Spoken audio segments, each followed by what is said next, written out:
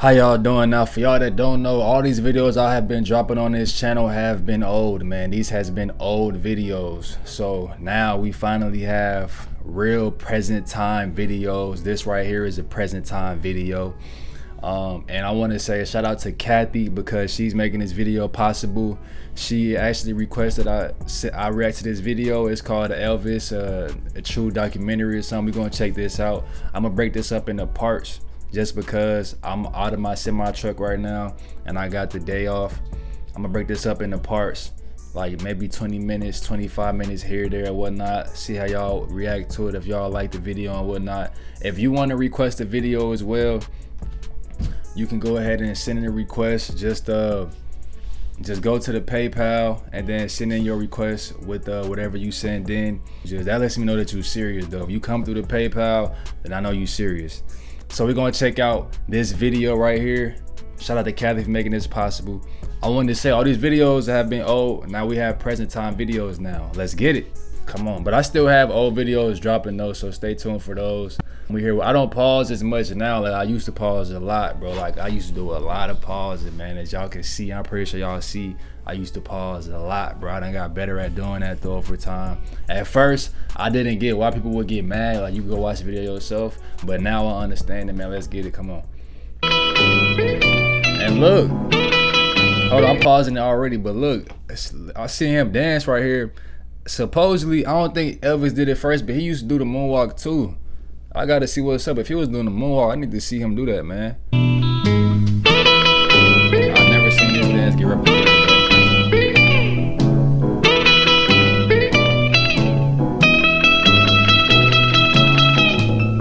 Oh, that's fine, okay.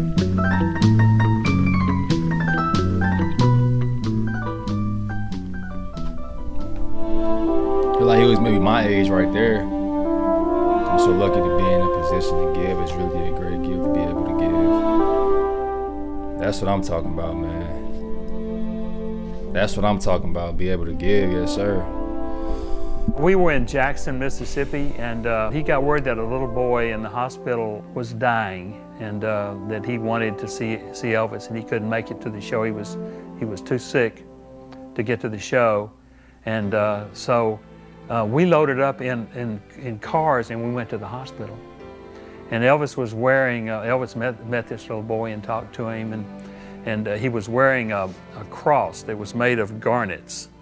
And he took it off and he gave it to this child. And it was a real touching moment. I could see that. An hour or so before the show. I could see him doing something like that for sure. When Elvis started getting that money and it started becoming, he wanted to share it. He was a sharing person. And his dad got in early confrontations with him about giving so much away. You know, son, he would say, son, you know, we're pretty wealthy. Man, you're giving people houses. And man, that's why he maybe has so much love coming back from like his fans and so much money coming in. I'll be watching Dave Ramsey. Dave Ramsey always suggests saving a piece of your budget just specifically to give away, just to be generous with. And there's something about that too. I realize the more I give away, for one, it feels good, man. Just giving things away, it just feels good. And then I think that comes back to you as well.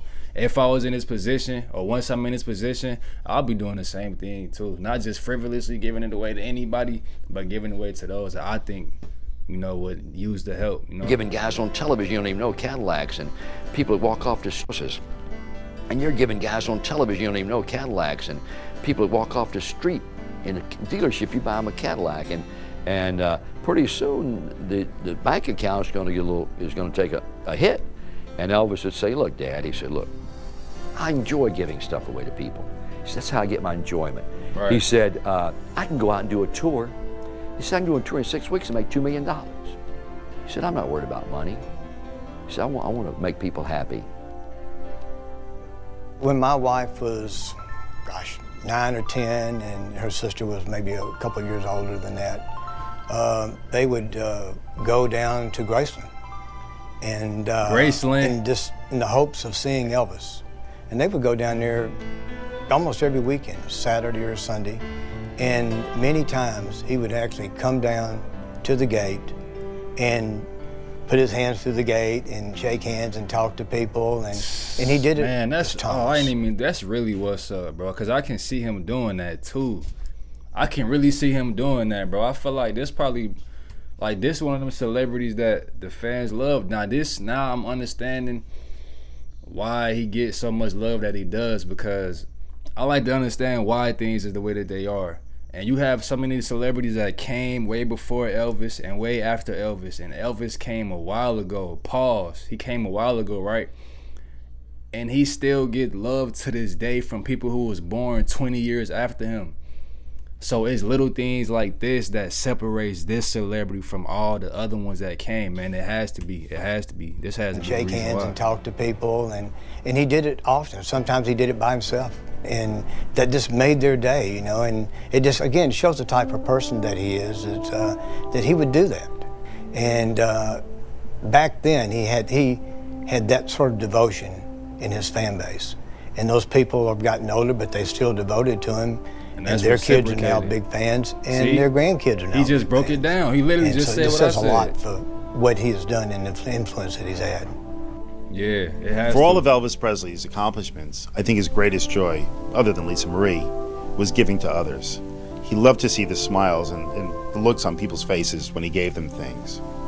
He really was a generous and kind man. Hey, this might upset some people because I already seen it in one of the prior videos, but not in a literal sense, but when I see him, I see myself for real. Now, I'm not even going to break that down even more, but if that makes sense, if you understand, then you get it. If you don't, then you don't, man. That might upset some of y'all because I'm what you would call black, even though I'm not black. This is black. This is black. I'm not black. This is black. But in this system that we in, I'm black, right? So that might upset some of y'all because I'm black saying that, but when I see, he remind me of myself a little bit, man. Not because of what he looked like, but a little bit too though. Like, he tall, you know, slim, handsome, no Diddy. Let's get it. Oh, so this whole video is about him having a generous heart. Okay.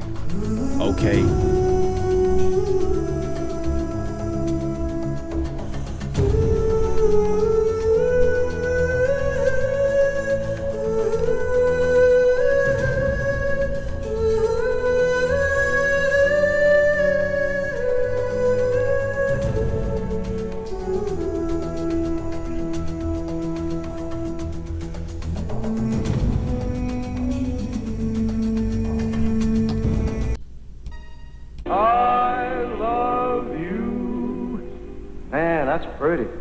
And I always will. Yeah, look at the old TVs, man.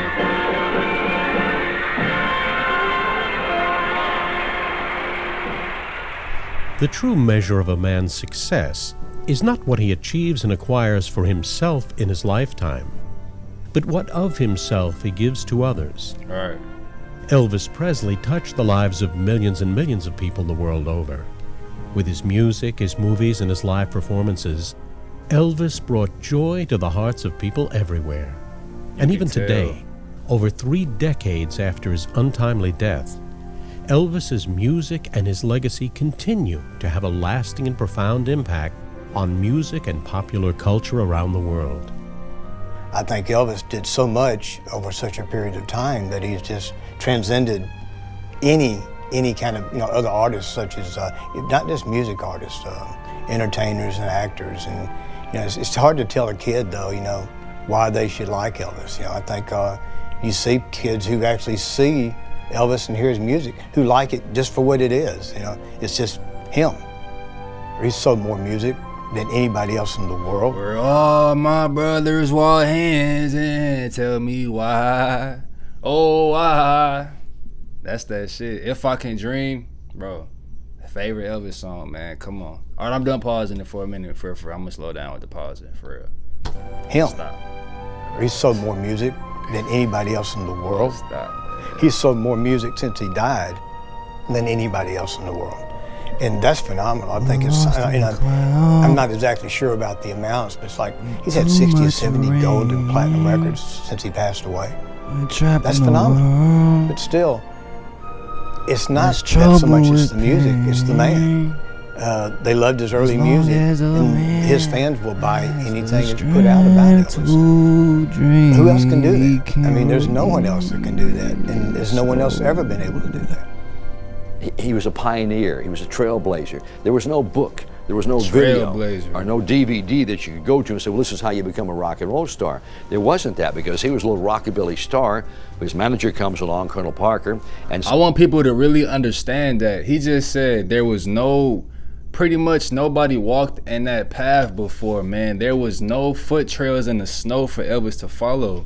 There was no blueprint on how to be what he became, I should say, because if there was no way on, no blueprint on how to do it, that means he never seen it before as an example. So he was the first to do it, meaning he just kept going with, his gut, his intuition. He was pushed that way. That's impressive right there. Like, I want people that didn't understand that to truly understand what this man just said. Let's replay that, bro. There was nobody that did it before, so he was the first one to do it. That's not easy to do. Probably a lot of doubt come with that, a lot of fear, a lot of worry.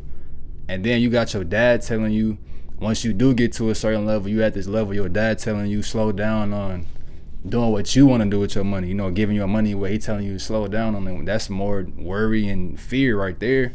And he still just was saying, no, I'm not going to do that. I know I'm going to be good regardless. And that's the mentality that let him be the first one to walk through that snow that he didn't have no footsteps in before. You know what I'm saying? there was no video or no DVD that you could go to and say, well, this is how you become a rock and roll star. There wasn't that because he was a little rockabilly star. His manager comes along, Colonel Parker, and says, Elvis, what do you really want to do? He says, well, I want to, be a major recording star, but also I want to do movies. He said, okay, I'll fix it up for you. Well, the Colonel gets Elvis from Sun Records over to RCA Records, gets him a deal, and then he gets Elvis into Hollywood, into movies, gets him on national television. Well, until, like John Lennon said, until Elvis, there was nothing. So when these people are growing up, and they're all these people, 12, 13, 14, 15, they're highly impressed.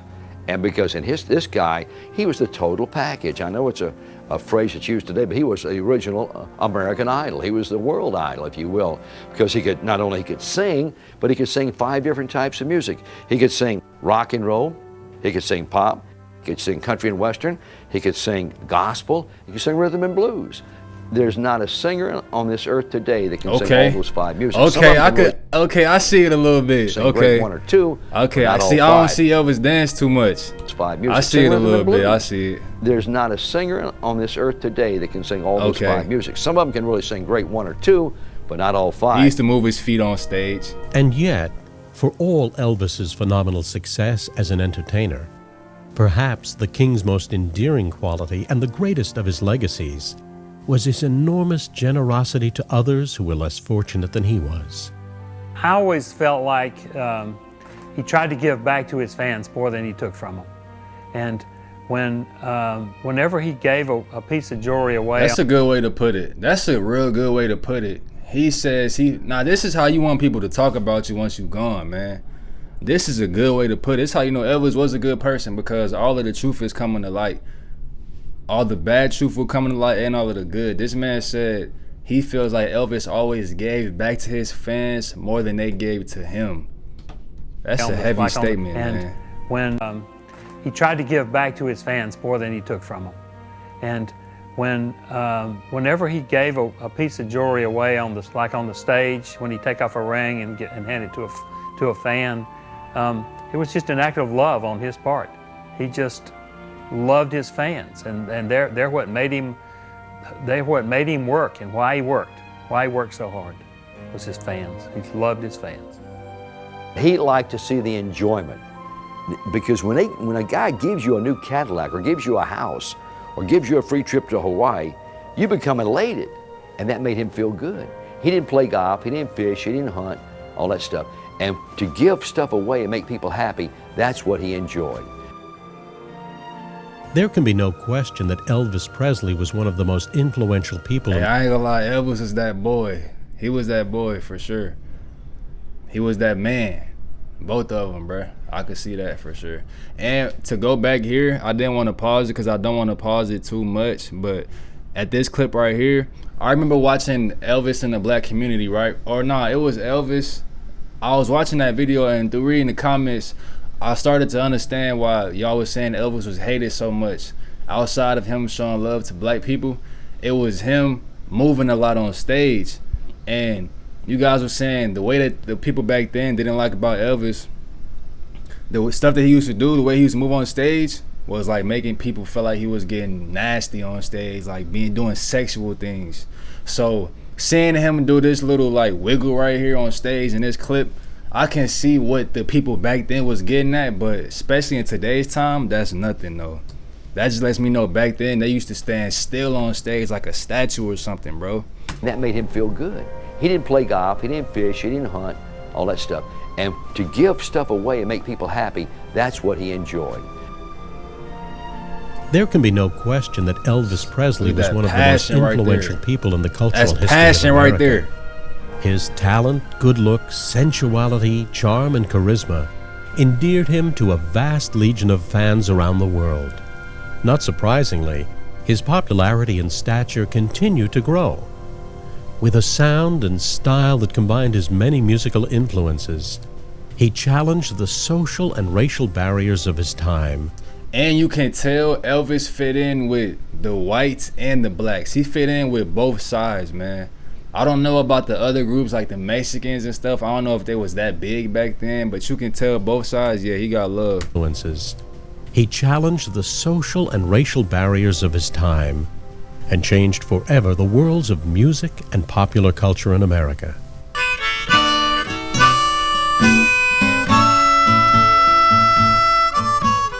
Is that the little harmonica? I ain't played that since a kid.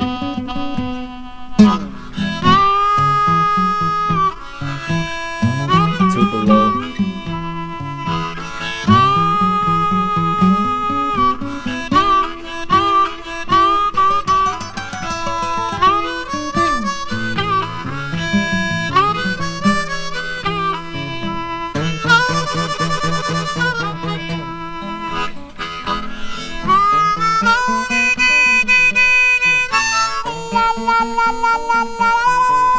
Oh, they hitting that. They just got freaky on there. Hey, that look, they probably got them wet back there. They probably be milling in their seat, getting wet to that.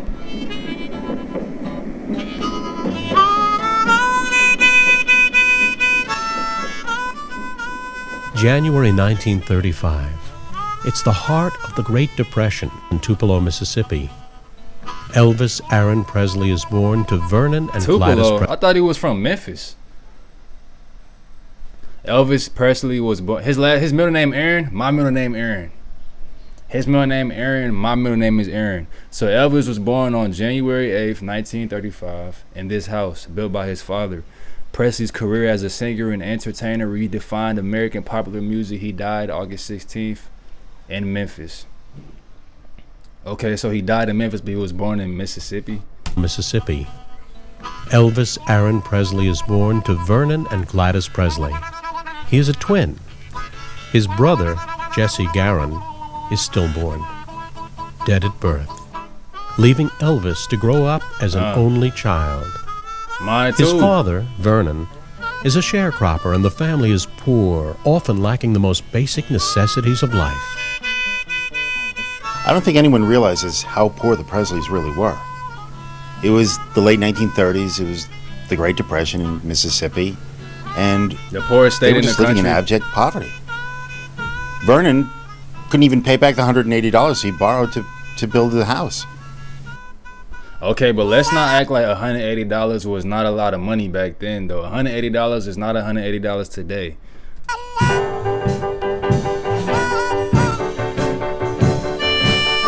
To build a house, $180? That's crazy.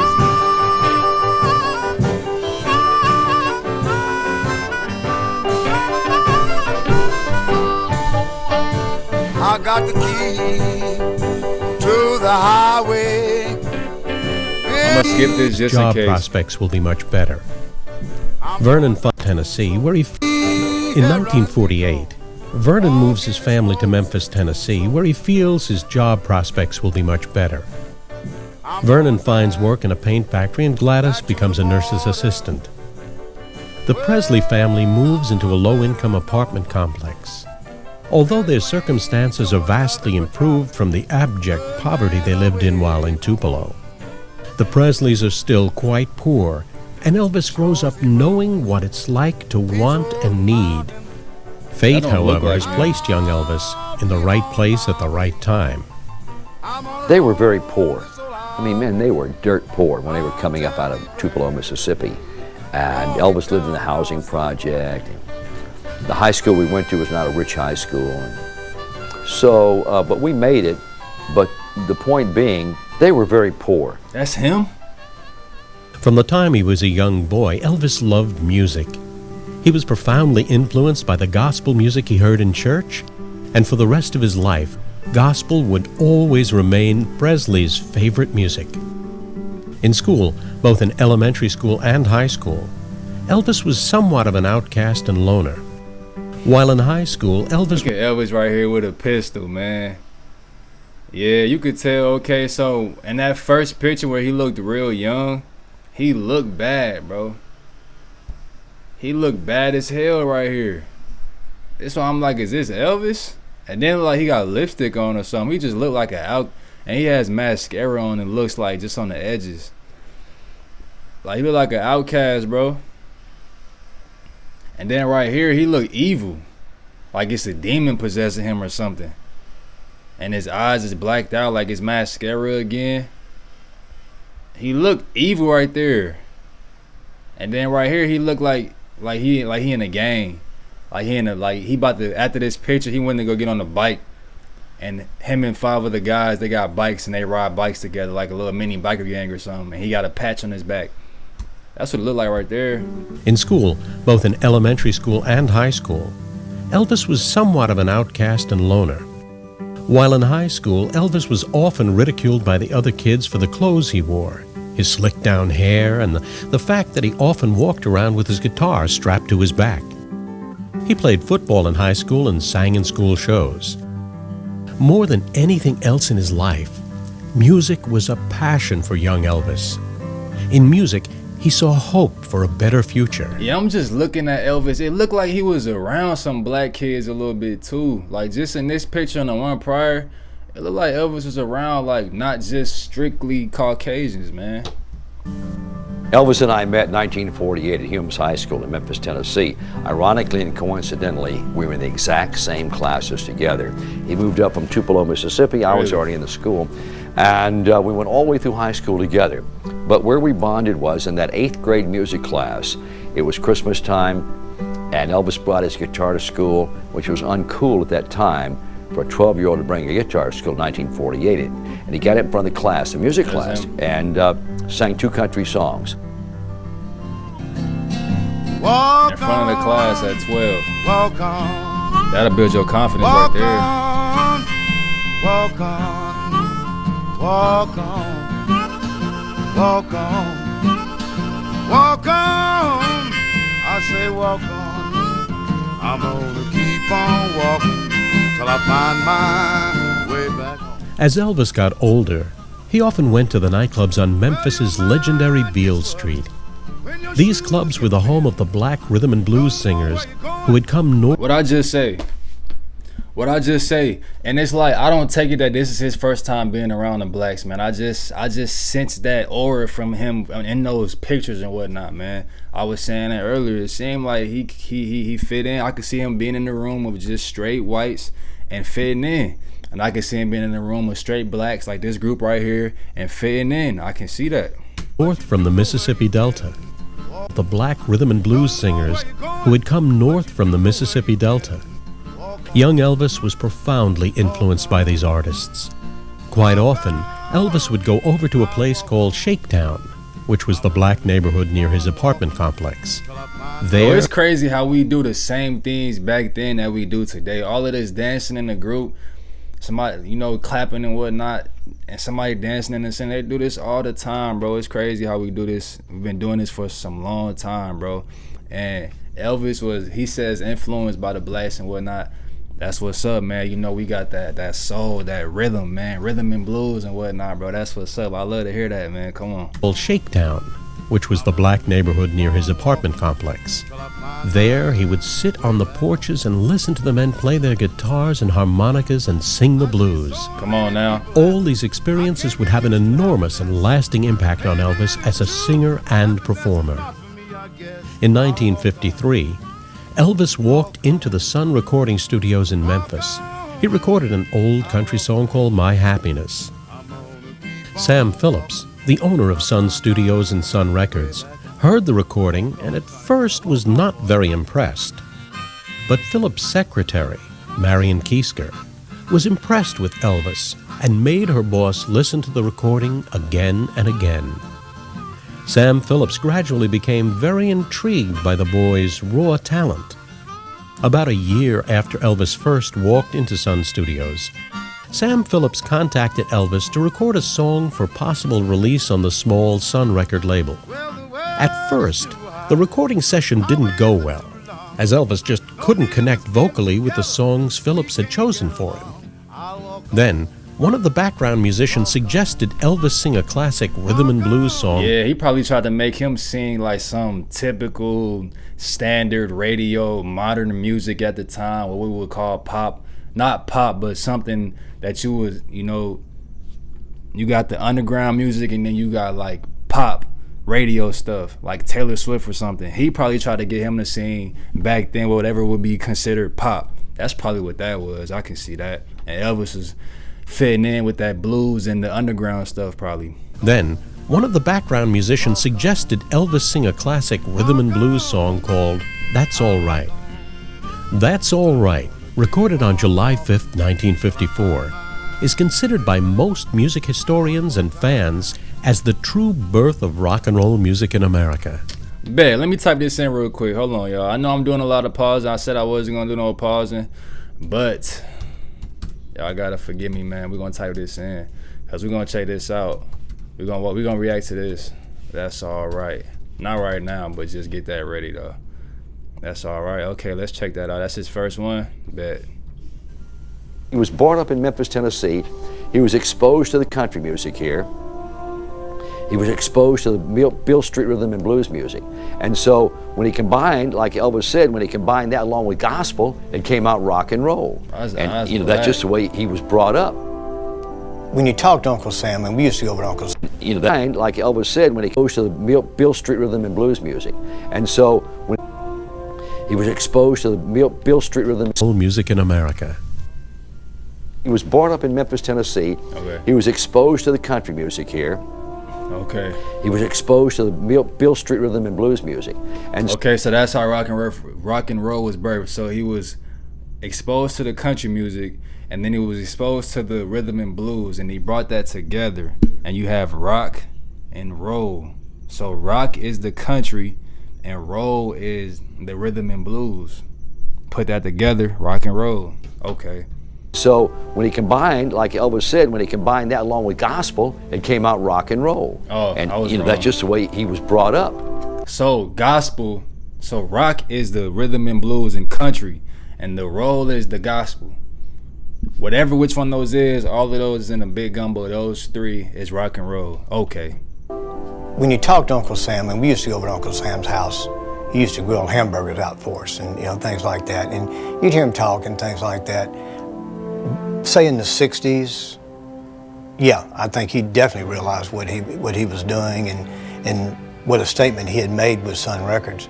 But when he first started, I think he just was wanting to cut good music. I mean, he just wanted to record great music. I mean, he wasn't trying to change the world at that time.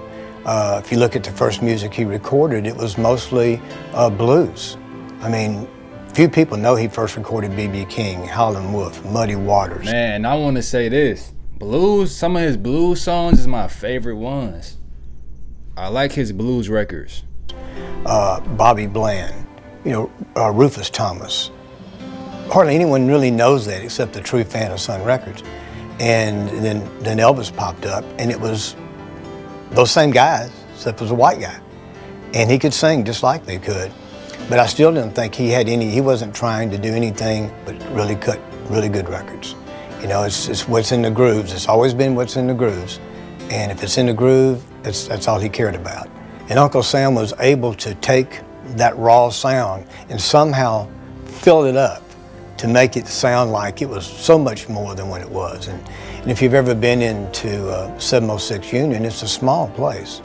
So it gives you, not only was he a genius producer, but he was a hell of an engineer to be able to get the sound that he did out of that studio. Okay, and just as much as we give Elvis love and praise for it, right? And this man just said he was singing as good as the people who was doing it originally. And these was black guys. So we also got to give the praise to the blacks that was making this music first as well, because if they wasn't making their music, he wouldn't even have started to, like, he wouldn't have had that, he wouldn't have went down that way and whatnot. So it felt good to know that too, that, like, you know, the blacks had their hand, they put their season on Elvis, man. They put that little season on Elvis, and that helped them shoot up to the moon and whatnot, bro. And that's what's up, because he made some good music, man. Now we're gonna go ahead and cut the video right here, because I want to see how you guys appreciate this video. If we get at least 150 likes, that lets me know that y'all rock with the video, and then we're gonna go ahead and watch the rest of this video. I know I did a lot of pausing. I don't mean to do so much pausing. You can check the original video out yourself as well, but I do have a lot of things that I want to get across, man, like little points I want to say and stuff. And this is a reaction video, man. So we out of here. 150 likes, we're gonna watch the rest. Let me know that y'all like these videos. I'm out of here. Let's go. Come on.